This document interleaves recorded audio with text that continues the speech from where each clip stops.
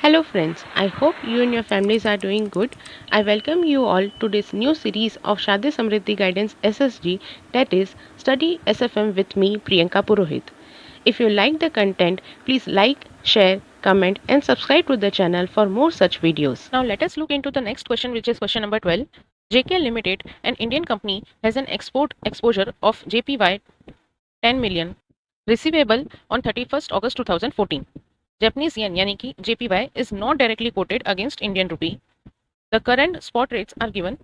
So as you can see in the question, there is an Indian company and it has made an export to Japan, and hence receivable is in Japanese yen, but Japanese yen is not directly quoted. What the quoted rates are available, the spot rates available are INR against US dollar and JPY against US dollar. So this INR, this is rupees 62.22 per dollar, and it's JPY 102.34 per dollar. So the quotes available to us are rupee per dollar and yen per dollar, but we want rupee per yen, which we will calculate by using the cross currency concept. Now the question says it is estimated that Japanese yen will depreciate to 124 level. It means that currently JPY is JPY 102.34 per dollar. Later on it will become, it is estimated that it will be 102 JPY 102 yen per dollar, and the Indian rupee will also depreciate against US dollar to 65. So the new rates will be, 65 per dollar and 124 per dollar. This is the estimate. Now we have been given the forward rates for August 2014, which are INR 66.5 and JPY per dollar is 110.35. We are required to calculate the expected loss if hedging is not done. It means that we are not entering into a forward contract and we are keeping our position open. Then what will be the expected loss? Also, how the position will change if the firm takes forward contract.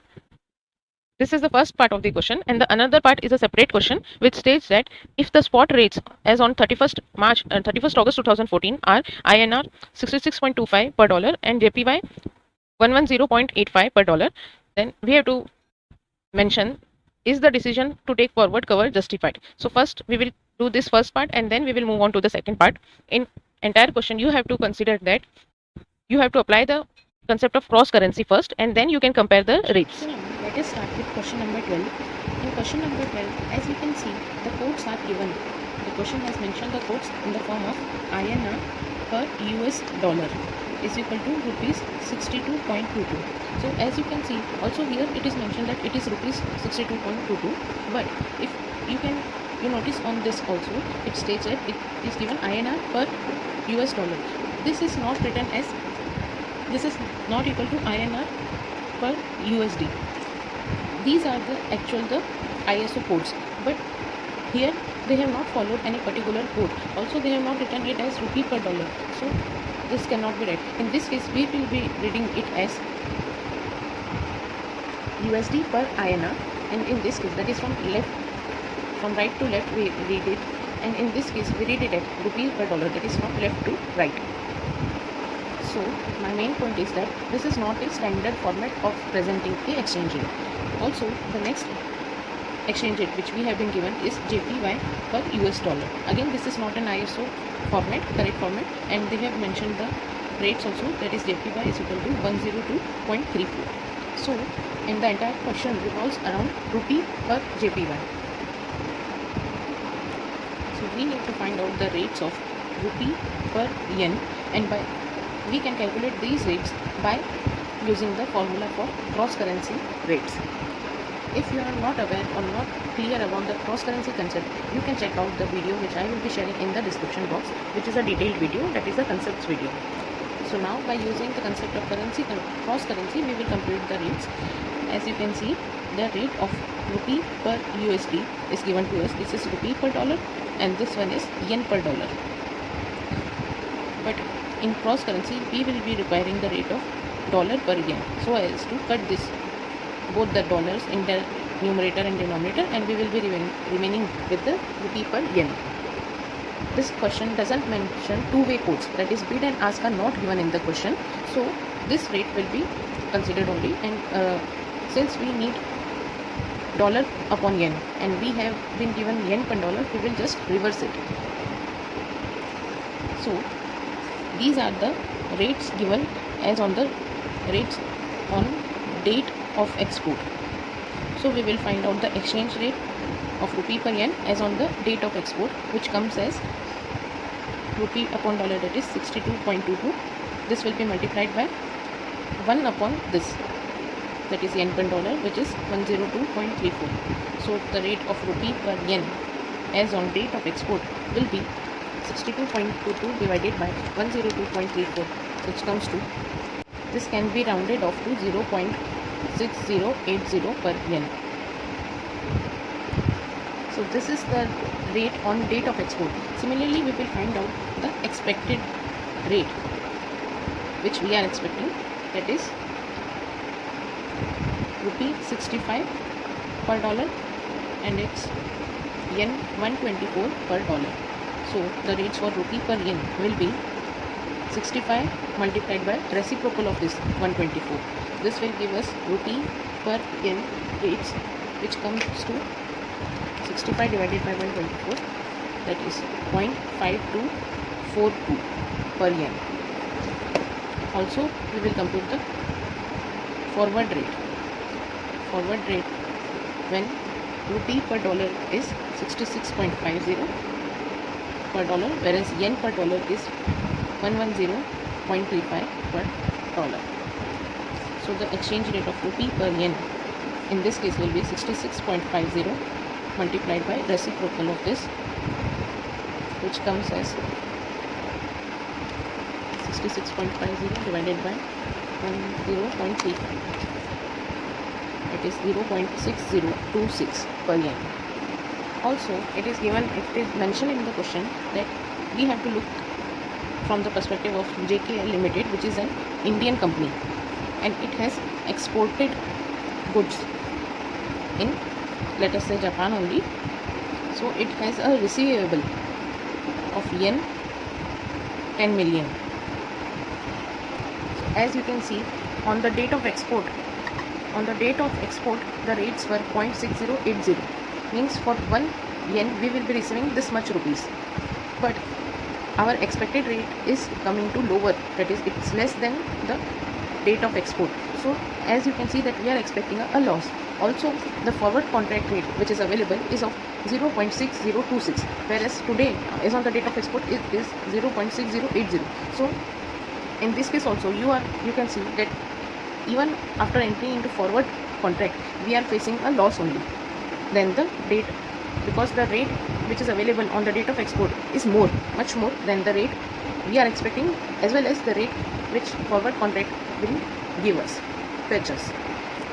It means that if we are not receiving this Japanese 10 million yen today, then we will be facing loss only, even if we enter into a forward agreement, because the rates are going to be declined, that is we will receive less currency when we will convert it in future. So now we will calculate the first part, which is asking us to calculate expected loss without hedging. So if we are not entering into hedging, what will be the loss? So as you can see, the value of export at time of export we have to calculate first. So we will be using the exchange rate, this 0.6080. This is rupee per yen.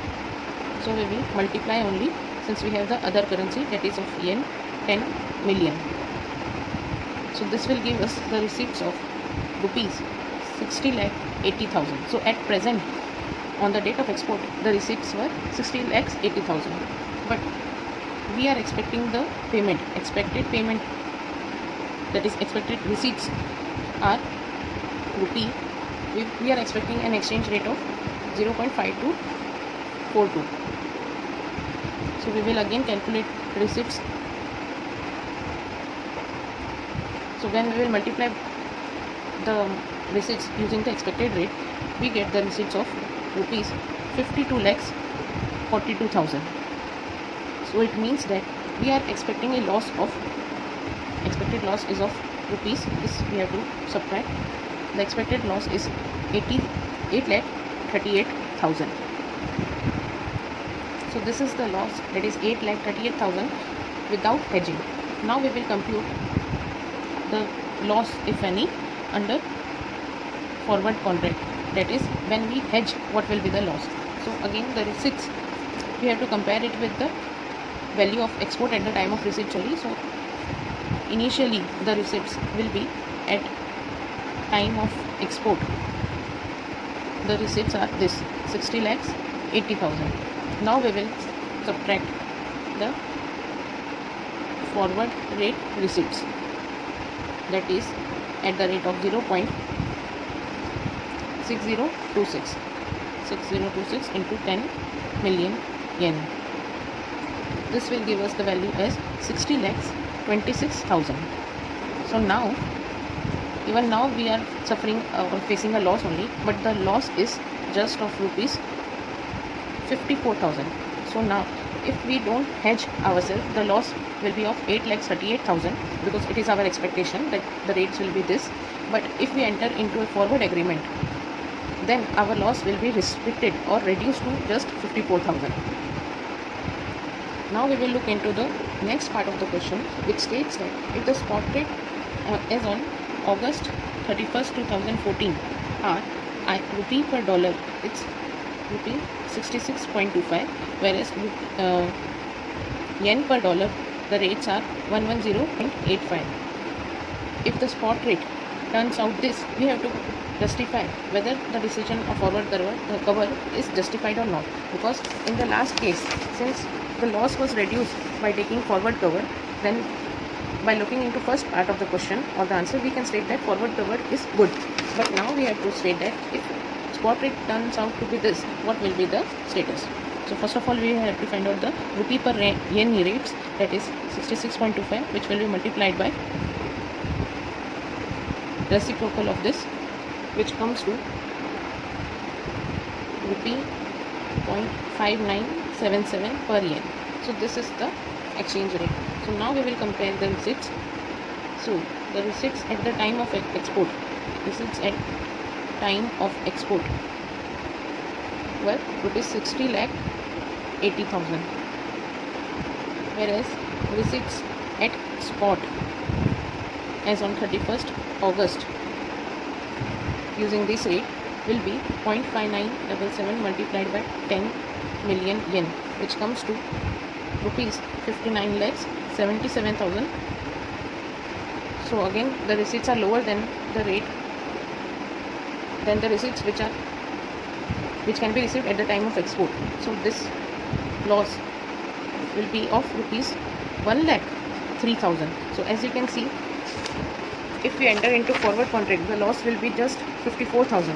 But if we don't hedge ourselves, the loss which turns out as on 31st August 2014 is of 1,03,000. So we can say that we should enter into a forward contract, and forward contract is justified even in case spot rate turns out to be this.